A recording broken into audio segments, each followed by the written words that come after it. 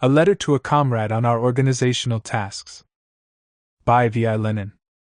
Dear Comrade, it is with pleasure that I accede to your request for a criticism of your draft for the organization of the St. Petersburg Revolutionary Party. Most likely you meant the organization of the work of the Russian Social-Democratic Labor Party in St. Petersburg.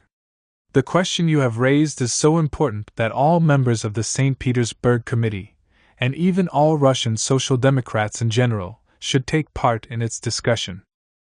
First of all, let me express my complete agreement with your explanation of the unsuitableness of the former League type, as you term it, organization of the League. You refer to the lack of serious training and revolutionary education among the progressive workers, to the so-called elective system, which Rabakai Dilo supporters are championing so proudly and stubbornly on the grounds of democratic principles, and to the workers' alienation from active work. That precisely is the case. 1. The lack of serious training and revolutionary education, not only among the workers, but among the intellectuals as well. 2. The misplaced and immoderate application of the elective principle. And 3. The workers' alienation from active revolutionary work. That is where the main shortcoming of the St. Petersburg organization and of many other local organizations of our party really lies. I fully share your basic view on the organizational tasks, and also subscribe to your organizational plan, so far as I understand its general outlines from your letter. Specifically, I wholly agree with you that special stress should be laid on the tasks connected with the work on an all-Russian scale and with the work of the party as a whole. In your draft this is expressed in Clause 1, which reads, "The newspaper Iskra, which has permanent correspondence among the workers and close contact with the work within the organization, is the leading center of the party, and not only of a committee or a district." I should merely like to remark that the newspaper can and should be the ideological leader of the party, evolving theoretical truths, tactical principles, general organizational ideas, and the general tasks of the whole party at any given moment. But only a special central group, let us call it the Central Committee, say, can be the direct practical leader of the movement, maintaining personal connections with all the committees, embracing all the best revolutionary forces among the Russian Social Democrats, and managing all the general affairs of the party, such as the distribution of literature, the issuing of leaflets, the allocation of forces, the appointment of individuals and groups to take charge of special undertakings, the preparation of demonstrations in an uprising on an all-Russian scale, etc. Since the strictest secrecy of organization and preservation of continuity of the movement is essential, our party can and should have two leading centers, a CO, Central Organ, and a C, Central Committee. The former should be responsible for ideological leadership, and the latter, for direct and practical leadership. Unity of action and the necessary solidarity between these groups should be ensured, not only by a single party program, but also by the composition of the two groups. Both groups, the CO and the CC, should be made up of people who are in complete harmony with one another, and by the institution of regular and systematic joint conferences. Only then will the CO, on the one hand, be placed beyond the reach of the Russian gendarmes and assured of consistency and continuity, while, on the other hand, the CC will always be at one with the CO on all essential matters and have sufficient freedom to take direct charge of all the practical aspects of the movement. For this reason it would be desirable that Clause 1 of the rules, according to your draft, should not only indicate which party organ is recognized as the leading organ, that, of course, is necessary, but should also state that the given local organization sets itself the task of working actively for the creation, support, and consolidation of those central institutions without which our party cannot exist as a party. Further, in Clause 2, you say that the committee should direct the local organization. Perhaps it would be better to say all local work and all the local organizations of the party. But I shall not dwell on details of formulation, and that it should consist of both workers and intellectuals, for to divide them into two committees is harmful. This is absolutely and indubitably correct. There should be only one committee of the Russian Social-Democratic Labor Party, and it should consist of fully convinced Social Democrats who devote themselves entirely to social democratic activities. We should particularly see to it that as many workers as possible become fully class-conscious and professional revolutionaries and members of the committee. Footnote: we must try to get on the committee revolutionary workers who have the greatest contacts and the best reputation among the mass of the workers. Lenin. Once there is a single and not a dual committee, the matter of the committee members personally knowing many workers is of particular importance. In order to take the lead in whatever goes on in the workers' midst, it is necessary to be able to have access to all quarters, to know very many workers, to have all sorts of channels, etc., etc. The committee should, therefore, include, as far as possible, all the principal leaders of the working class movement from among the workers themselves. It should direct all aspects of the local movement, and take charge of all local institutions, forces, and means of the party.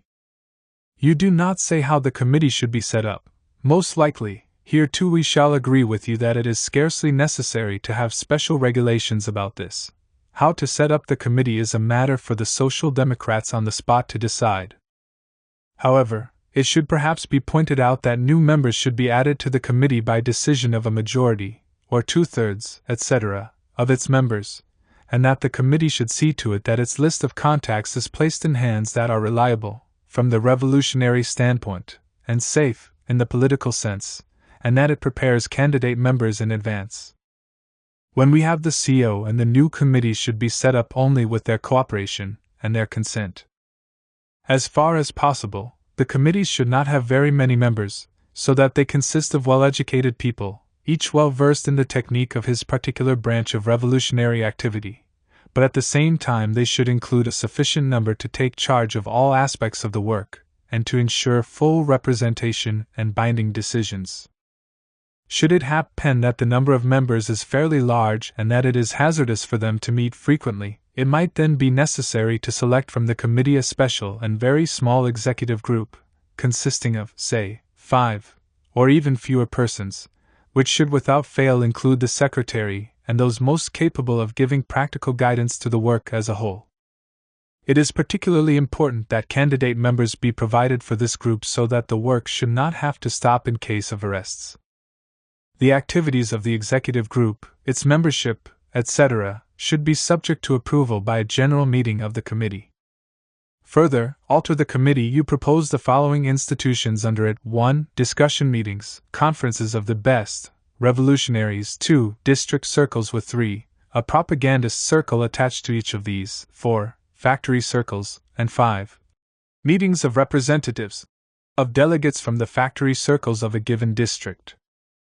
I fully agree with you that all further institutions, and of these there should be very many and extremely diversified ones, besides those mentioned by you, should be subordinated to the committee, and that it is necessary to have district groups, for the very big cities, and factory groups, always and everywhere.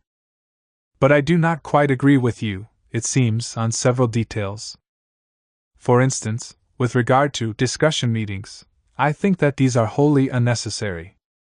The best revolutionaries should all be on the committee, or engaged in special work, printing, transport, agitational tours, the organization, say, of a passport bureau, or of combat squads to deal with spies and agents provocateurs, or of groups in the army, etc. Conferences will be held in the committee and in each district, in each factory, propagandists, trade, weavers, mechanics, tanners, etc., student, literary, etc., circle. Why should conferences be made a special institution?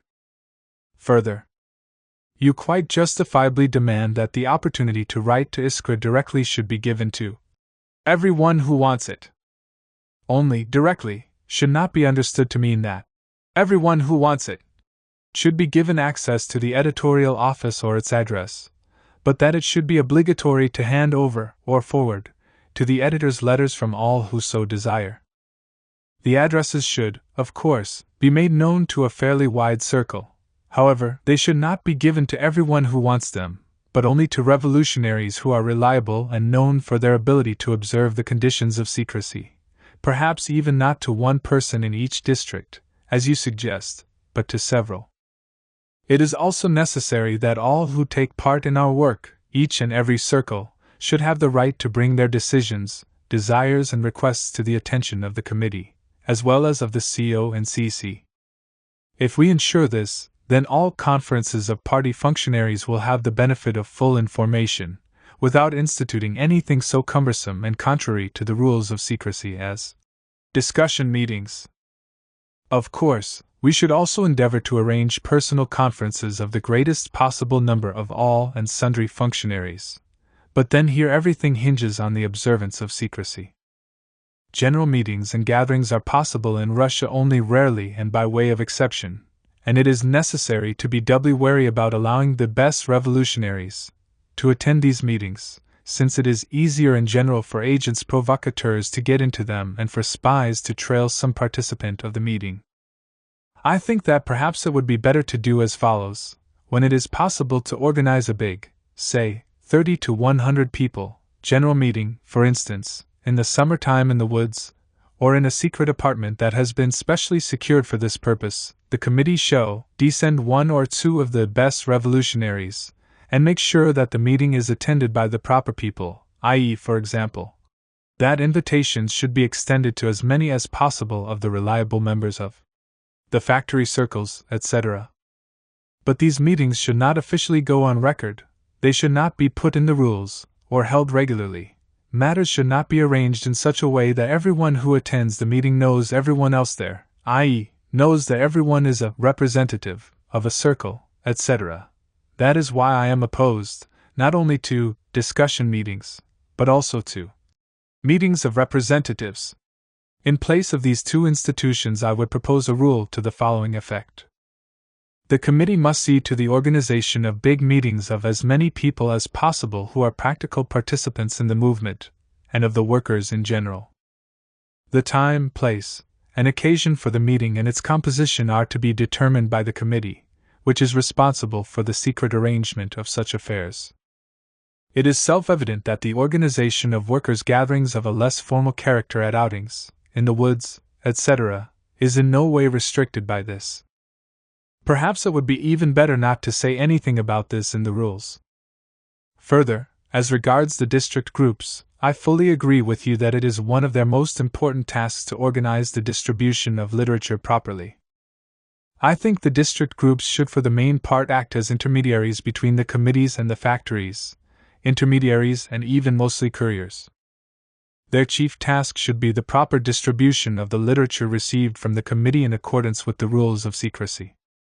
This is an extremely important task, for if we secure regular contact between a special district group of distributors and all the factories in that district, as well as the largest possible number of workers' homes in that district, it will be of enormous value, both for demonstrations and for an uprising. Arranging for and organizing the speedy and proper delivery of literature, leaflets, proclamations, etc., training a network of agents for this purpose, means performing the greater part of the work of preparing for future demonstrations or an uprising. It is too late to start organizing the distribution of literature at a time of unrest, a strike, or turmoil.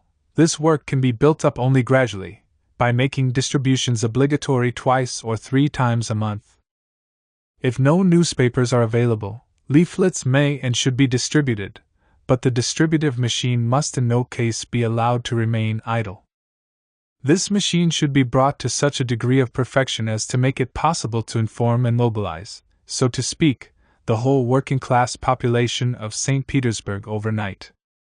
Nor is this by any means a utopian aim, provided there is a systematic transmission of leaflets from the center to the narrower intermediary circles and from them to the distributors. In my opinion, the functions of the district groups should not be extended beyond the bounds of purely intermediary and transmission work. Or, to put it more accurately, they should be extended only with the utmost caution, otherwise this can only increase the risk of discovery and be injurious to the integrity of the work. Of course, conferences to discuss all party questions will take place in the district circles as well, but decisions on all general questions of the local movement should be made only by the committee. The district groups should be permitted to act independently only on questions concerning the technical aspect of transmission and distribution. The composition of the district groups should be determined by the committee, i.e., the committee appoints 1 or 2 of its members, or even comrades who are not on the committee, as delegates to this or that district, and instructs them to establish a district group, all the members of which are likewise installed in office, so to speak, by the committee.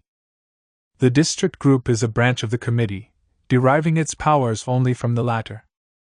I now pass on to the question of propagandist circles. It is hardly possible to organize such circles separately in every district owing to the scarcity of our propagandist forces, and it is hardly desirable. Propaganda must be carried on in one and the same spirit by the whole committee, and it should be strictly centralized. My idea of the matter is therefore as follows. The committee instructs several of its members to organize a group of propagandists, which will be a branch of the committee or one of the institutions of the committee.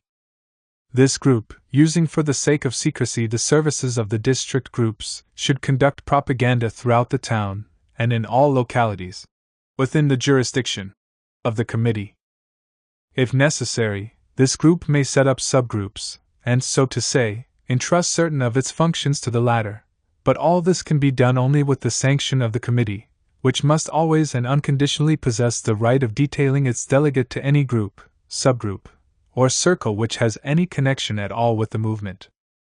The same pattern of organization, the same type of branches of the committee or its institutions, should be adopted for all the various groups serving the movement: students' groups in the higher and secondary schools, groups, let us say, of supporters among government officials, transport, printing, and passport groups, groups for arranging secret meeting places, groups whose job it is to track down spies, groups among the military, groups for supplying arms, groups for the organization of financially profitable enterprises, for example, etc. The whole art of running a secret organization should consist in making use of everything possible, in giving everyone something to do, at the same time retaining leadership of the whole movement, not by virtue of having the power, of course, but by virtue of authority, energy, greater experience, greater versatility, and greater talent. This remark is made to meet the possible and usual objection that strict centralization may all too easily ruin the movement if the center happens to include an incapable person invested with tremendous power. This is, of course, possible, but it cannot be obviated by the elective principle and decentralization, the application of which is absolutely impermissible to any wide degree and even altogether detrimental to revolutionary work carried on under an autocracy. Nor can any rules provide means against this. Such means can be provided only by measures of comradely influence, beginning with the resolutions of each and every subgroup, followed up by their appeals to the CO and the CC, and ending, if the worst comes to the worst, with the removal of the persons in authority who are absolutely incapable. The committee should endeavor to achieve the greatest possible division of labor, bearing in mind that the various aspects of revolutionary work require various abilities, and that sometimes a person who is absolutely useless as an organizer may be invaluable as an agitator, or that a person who is not good at strictly secret work may be an excellent propagandist, etc. Incidentally, while on the subject of propagandists, I should like to say a few words in criticism of the usual practice of overloading this profession with incapable people and thus lowering the level of propaganda. It is sometimes the habit among us to regard every student as a propagandist without discrimination, and every youngster demands that he should be given a circle, etc. This must be countered, because it does a great deal of harm. There are very few propagandists whose principles are invariably consistent, and who are really capable, and to become such one must put in a lot of study and amass experience. Such people should therefore be specialized, put wholly on this kind of work, and be given the utmost care. Such persons should deliver several lectures a week and be sent to other towns when necessary, and in general, capable propagandists should make tours of various towns and cities. But the mass of young beginners should be given mainly practical assignments, which are somewhat neglected in comparison with the students' conduct of circles, which is optimistically called propaganda. Of course, thorough training is also required for serious practical enterprises. Nevertheless, work in this sphere can more easily be found for beginners, too. Now about the factory circles. These are particularly important to us, The main strength of the movement lies in the organization of the workers at the large factories, for the large factories and mills contain not only the predominant part of the working class, as regards numbers, but even more as regards influence, development, and fighting capacity. Every factory must be our fortress. For that every factory workers' organization should be as secret internally as ramified externally, i.e., in its outward relationships, it should stretch its feelers as far and in as many directions as any revolutionary organization. I emphasize that here, too, a group of revolutionary workers should necessarily be the core, the leader, the master. We must break completely with the traditional type of purely labor or purely trade union social democratic organization, including the factory circles. The factory group, or the factory mill committee, to distinguish it from other groups of which there should be a great number, should consist of a very small number of revolutionaries, who take their instructions and receive their authority to carry on all social democratic work in the factory directly from the committee. Every member of the factory committee should regard himself as an agent of the committee, obliged to submit to all its orders and to observe all the laws and customs of the army in the field, which he has joined and from which in time of war he has no right to absent himself without official leave. The composition of the factory committee is therefore a matter of very great importance, and one of the chief duties of the committee should be to see to the proper organization of these subcommittees. This is how I picture it. The committee instructs certain of its members, plus, let us say, certain workers who for some reason or other have not been included in the committee, but who can be very useful by reason of their experience, knowledge of people, intelligence, and connections, to organize factory subcommittees everywhere. This group consults with the district representatives, arranges for a number of meetings, thoroughly checks candidate members of the factory subcommittees, subjects them to close cross-examination, where necessary puts them to the test, endeavoring personally to examine and verify the largest possible number of candidate members of the subcommittee of the factory in question, and finally, submits a list of members for each factory circle to the committee for approval, or proposes that authority be given to some designated worker to set up, nominate, or select a complete subcommittee. In this way, the committee will also determine which of these agents is to maintain contact with it, and how the contact is to be maintained, as a general rule, through the district representatives, but this rule may be supplemented and modified. In view of the importance of these factory subcommittees, we must see to it as far as possible that every subcommittee is in possession of an address to which it can direct its communication to the CO and of a repository for its list of contacts in some safe place, i.e., that the information required for the immediate re-establishment of the subcommittee in the event of arrests is transmitted as regularly and as fully as possible to the party center, for safekeeping in a place where the Russian gendarmes are unable to get at it. It is a matter of course that the transmission of addresses must be determined by the committee at its own discretion and on the basis of the facts at its disposal, and not on the basis of some non-existent right to a democratic allocation of these addresses. Finally, it is perhaps not superfluous to mention that it may sometimes be necessary, or more convenient, to confine ourselves to the appointment of one agent from the committee, and an alternate for him, instead of a factory subcommittee consisting of several members. As soon as the factory subcommittee has been formed, it should proceed to organize a number of factory groups and circles with diverse tasks and varying degrees of secrecy and organizational form, as, for instance, circles for delivering and distributing literature. This is one of the most important functions, which must be organized so as to provide us with a real postal service of our own, so as to possess tried and tested methods, not only for distributing literature, but also for delivering it to the homes, and so as to provide a definite knowledge of all the workers' addresses and ways of reaching them, circles for reading illegal literature, groups for tracking down spies. Footnote: we must get the workers to understand that while the killing of spies, agents provocateurs, and traitors may sometimes, of course, be absolutely unavoidable, it is highly undesirable and mistaken to make a system of it, and that we must strive to create an organization which will be able to render spies innocuous by exposing them and tracking them down. It is impossible to do away with all spies, but to create an organization which will ferret them out and educate the working class masses is both possible and necessary. Lenin. Circles for giving special guidance to the trade union movement and the economic struggle. Circles of agitators and propagandists who know how to initiate and to carry on long talks in an absolutely legal way, on machinery, inspectors, etc., and so be able to speak safely and publicly, to get to know people and see how the land lies, etc. Footnote: we also need combat groups, in which workers who have had military training or who are particularly strong and agile should be enrolled, to act in the event of demonstrations, in arranging escapes from prison, etc. Lenin.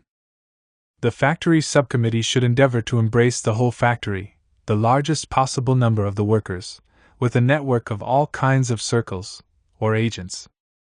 The success of the subcommittee's activities should be measured by the abundance of such circles, by their accessibility to touring propagandists, and above all, by the correctness of the regular work done in the distribution of literature and the collection of information and correspondence. To sum up, the general type of organization, in my opinion, should be as follows: a committee should be at the head of the entire local movement, of all the local social democratic activities.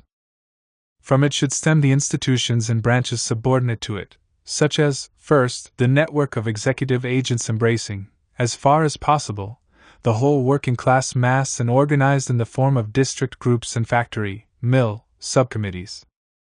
In times of peace, this network will be engaged in distributing literature, leaflets, proclamations, and the secret communications from the committee. In times of war, it will organize demonstrations and similar collective activities. Secondly, the committee will also branch out into circles and groups of all kinds serving the whole movement, propaganda, transport, all kinds of underground activities, etc. All groups, circles, subcommittees, etc., should enjoy the status of committee institutions or branches of a committee. Some of them will openly declare their wish to join the Russian Social-Democratic Labor Party and, if endorsed by the committee, will join the party, and will assume definite functions, on the instructions of, or in agreement with, the committee, will undertake to obey the orders of the party organs, receive the same rights as all party members, and be regarded as immediate candidates for membership of the committee, etc. Others will not join the Russian Social-Democratic Labor Party, and will have the status of circles formed by party members, or associated with one party group or another, etc. In all internal matters, members of all these circles are of course on an equal footing, as are all members of a committee. The only exception will be that the right of personal contact with the local committee, as well as with the GC and the CO, will be reserved solely to the person, or persons, appointed for that purpose by the committee. In all other respects, this person will be on an equal footing with the rest, who will also have the right to present statements, but not in person, to the local committee and to the CC and CO. It follows that the exception indicated will not at all be an infraction of the principle of equality, but merely a necessary concession to the absolute demands of secrecy. A member of a committee who fails to transmit a communication of his own group to the committee, the CC or the CO, will be guilty of a direct breach of party duty. Further, the degree of secrecy and the organizational form of the various circles will depend upon the nature of the functions. Accordingly, the organizations will be most varied, ranging from the strictest, narrowest, and most restricted type of organization to the freest, broadest, most loosely constituted, and open type. For instance, strictest secrecy and military discipline must be maintained in the distributing groups. The propagandist groups must also maintain secrecy, but be under far less military discipline. Workers' groups for reading legal literature, or for organizing discussions on trade union needs and demands call for still less secrecy, and so on.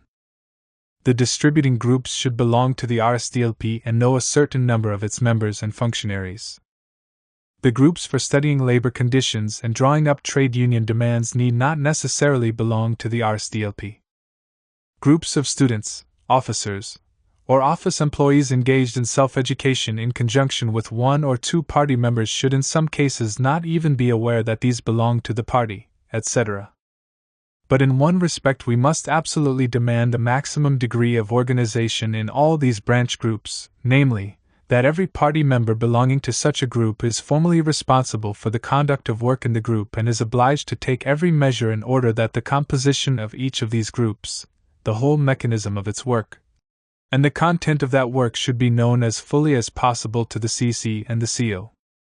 That is necessary in order that the center may have a complete picture of the whole movement, that the selection for various party posts may be made from the widest possible circle of people, that all groups of a similar nature throughout Russia may learn from one another, through the medium of the center, and that warning may be given in the event of the appearance of agents provocateurs or suspicious characters. In a word, that is absolutely and vitally necessary in all cases. How is it to be done? By submitting regular reports to the committee, by transmitting to the CO as much of the contents as possible of as large a number of reports as possible, by arranging that members of the CC and the local committee visit the various circles, and finally, by making it obligatory to hand over the list of contacts with these circles, i.e., the names and addresses of several members of each circle, for safekeeping, and to the party bureau of the C.O and the CC. Only when reports are submitted and contacts transmitted will it be possible to say of a party member belonging to a given circle that he has done his duty. Only then will the party as a whole be in a position to learn from every circle that is carrying on practical work. Only then will arrests and dragnets lose their terror for us. For if contacts are maintained with the various circles, it will always be easy for a delegate of RGG to find substitutes immediately, and have the work resumed. The arrest of a committee will then not destroy the whole machine, but only remove the leaders, who will always have candidates ready. And let it not be said that the transmission of reports and contacts is impossible because of the need to maintain secrecy. Once there is the desire to do so, it is always, and will always, be possible to hand over, or forward, reports and contacts, so long as we have committees, a CC or a CO. This brings us to a highly important principle of all party organization and all party activity. While the greatest possible centralization is necessary with regard to the ideological and practical leadership of the movement and the revolutionary struggle of the proletariat, the greatest possible decentralization is necessary with regard to keeping the party center, and therefore the party as a whole, informed about the movement, and with regard to responsibility to the party. The leadership of the movement should be entrusted to the smallest possible number of the most homogeneous possible groups of professional revolutionaries with great practical experience. Participation in the movement should extend to the greatest possible number of the most diverse and heterogeneous groups of the most varied sections of the proletariat and other classes of the people. The party center should always have before it not only exact information regarding the activities of each of these groups, but also the fullest possible information regarding their composition. We must centralize the leadership of the movement. We must also, and for that very reason, since without information centralization is impossible, as far as possible decentralize responsibility to the party on the part of its individual members, of every participant in its work, and of every circle belonging to or associated with the party.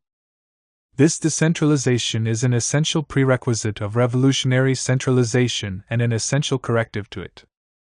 Only when centralization has been carried through to the end and when we have a CO and a CC, will it be possible for every group, however small, to communicate with them, and not only communicate with them, but to do so regularly as a result of a system established by years of experience. Only then will the possibility of grievous consequences resulting from an accidentally unfortunate composition of a local committee be eliminated. Now that we are coming close to actual unity in the party and to the creation of a real leading center, we must well remember that this center will be powerless if we do not at the same time introduce the maximum of decentralization both with regard to responsibility to the center and with regard to keeping it informed of all the cogs and wheels of the party machine. This decentralization is nothing but the reverse side of the division of labor which is generally recognized to be one of the most urgent practical needs of our movement. No official recognition of a given organization as the leading body, no setting up of a formal CG will make our movement really united, or create an enduring militant party, if the party center continues to be cut off from direct practical work by the local committees of the old type, i.e., by committees such as are, on the one hand, made up of a regular jumble of persons, each of whom carries on all and every kind of work, without devoting himself to some definite type of revolutionary work, without assuming responsibility for some special duty, without carrying through a piece of work to the end, once it has been undertaken, thoroughly considered and prepared, wasting an enormous amount of time and energy in radicalist noise-making, while, on the other hand, there is a great mass of students and workers' circles, half of which are altogether unknown to the committee, while the other half are just as cumbersome, just as lacking in specialization, just as little given to acquiring the experience of professional revolutionaries or to benefiting from the experience of others, just as taken up with endless conferences about everything, with elections and with drafting rules, as the committee itself. For the center to be able to work properly, the local committees must reorganize themselves. They must become specialized and more businesslike organizations, achieving real perfection in one or another practical sphere. For the center not only to advise, persuade, and argue, as has been the case hitherto, but really conduct the orchestra, it is necessary to know exactly who is playing which fiddle, and where and how instruction has been or is being received in playing each instrument, who is playing out of tune, when the music begins to jar on the ear, and where and why, and who should be transferred, and how and where to, so that the discord may be remedied, etc. At the present time, this must be said openly, we either know nothing about the real internal work of a committee, except from its proclamations and general correspondence, or we know about it from friends or good acquaintances. But it is ridiculous to think that a huge party, which is capable of leading the Russian working-class movement, and which is preparing a general onslaught upon the autocracy, can limit itself to this. The number of committee members should be cut down, each of them, wherever possible, should be entrusted with a definite, special, and important function for which he will be held to account. A special, very small, directing center must be set up. A network of executive agents must be developed, linking the committee with every large factory, carrying on the regular distribution of literature and giving the center an exact picture of this distribution and of the entire mechanism of the work. Lastly, numerous groups and circles must be formed, which will undertake various functions or unite persons who are close to the Social Democrats, who help them and are preparing to become Social Democrats, so that the committee and the center may be constantly informed of the activities and the composition of these circles. These are the lines along which the St. Petersburg and all the other committees of the party should be reorganized, and this is why the question of rules is of so little importance. I have begun with an analysis of the draft rules in order to bring out the drift of my proposals more clearly. And as a result it will, I hope, have become clear to the reader that in fact it would perhaps be possible to get along without rules, substituting for them regular reports about each circle and every aspect of the work. What can one put in the rules? The committee guides the work of everyone, this is clear as it is. The committee elects an executive group. This is not always necessary, and when it is necessary it is not a matter of rules but of informing the center of the composition of this group and of the candidate members to it. The committee distributes the various fields of work among its members, charging every member to make regular reports to the committee and to keep the GO and CC informed about the progress of the work. Here, too, it is more important to inform the center of whatever assignments have been made than to include in the rules a regulation which more frequently than not will go by the board because of scarcity of our forces. The committee must specify exactly who its members are. New members are added to the committee by co-optation. The committee appoints the district groups, factory subcommittees and certain groups. If you wish to enumerate them you will never be done, and there is no point approximately in enumerating them in the rules. It is sufficient to inform the center about their organization. The district groups and subcommittees organize the following circles. It would be all the less useful to draw up such rules at present since we have practically no general party experience, and in many places none whatever, with regard to the activities of the various groups and subgroups of this sort, and in order to acquire such experience what is needed is not rules but the organization of party information, if I may put it in this way. Each of our local organizations now spends at least a few evenings on discussing rules. If instead, each member would devote this time to making a detailed and well-prepared report to the entire party on his particular function, the work would gain 100-fold. And it is not merely because revolutionary work does not always lend itself to definite organizational form that rules are useless. No, definite organizational form is necessary, and we must endeavor to give such form to all our work as far as possible. That is permissible to a much greater extent than is generally thought, and achievable not through rules but solely and exclusively. We must keep on reiterating this, through transmitting exact information to the party center. It is only then that we shall have real organizational form connected with real responsibility and inter-party publicity. For who of us does not know that serious conflicts and differences of opinion among us are actually decided not by vote, in accordance with the rules, but by struggle and threats to resign? During the last 3 or 4 years of party life, the history of most of our committees has been replete with such internal strife. It is a great pity that this strife has not assumed definite form. It would then have been much more instructive for the party, and would have contributed much more to the experience of our successors. But no rules can create such useful and essential definiteness of organizational form. This can be done solely through inter-party publicity. Under the autocracy, we can have no other means or weapon of inter-party publicity than keeping the party center regularly informed of party events. And only after we have learned to apply this inter-party publicity on a wide scale shall we actually be able to amass experience in the functioning of the various organizations. Only on the basis of such extensive experience over a period of many years shall we be able to draw up rules that will not be mere paper rules.